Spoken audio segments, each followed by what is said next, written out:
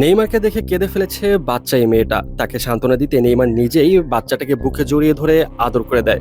সেই সময় দেখতে পাওয়া যায় আশেপাশে থাকা অন্যান্য বাচ্চারাও দৌড়ে এসে নেইমারকে জড়িয়ে ধরে। এমন এক দারুণ দৃশ্য দেখতে পাওয়া গেল খেলা শুরু হবার আগে। ঘটনাটি ঘটে সান্তোসের খেলা শুরু হবার ঠিক আগ মুহূর্তে। নেইমারের ঠিক কাছেই মাস্কট হিসেবে দাঁড়িয়েছিল এই ক্ষুদে ভক্ত। জীবনের সবচেয়ে বড় বিস্ময় যেন তার চোখের সামনে দাঁড়িয়েছিল, যাকে এতদিন কেবল টিভির পর্দায় কিংবা গ্যালারির দূর থেকে দেখে এসেছে। সেই স্বপ্নের ফুটবলার আজ তার চোখের সামনে, খুব কাছাকাছি।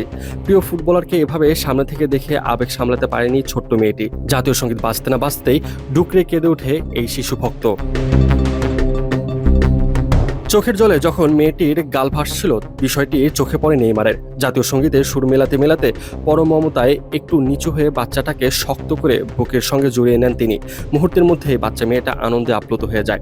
এদিকে নেইমার পরম স্নেহে মেয়েটির মাথায় ও পিঠে হাত বুলিয়ে দিতে থাকেন।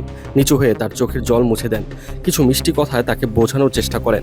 প্রিয় ফুটবলারের সেই উষ্ণ সান্নিধ্য আর ভালোবাসায় একটু পরেই কান্না থামে ক্ষুদে ভক্তটি।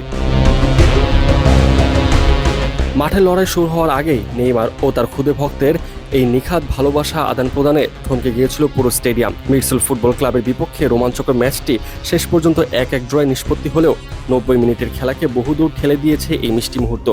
ভিলা ডেল মিরোর সবুজ ঘাসে নেইমার ও ছোট্ট শিশুর এই দারুণ দৃশ্যটি ফুটবল প্রেমীদের মনে অমলিন হয়ে থাকবে বহুদিন।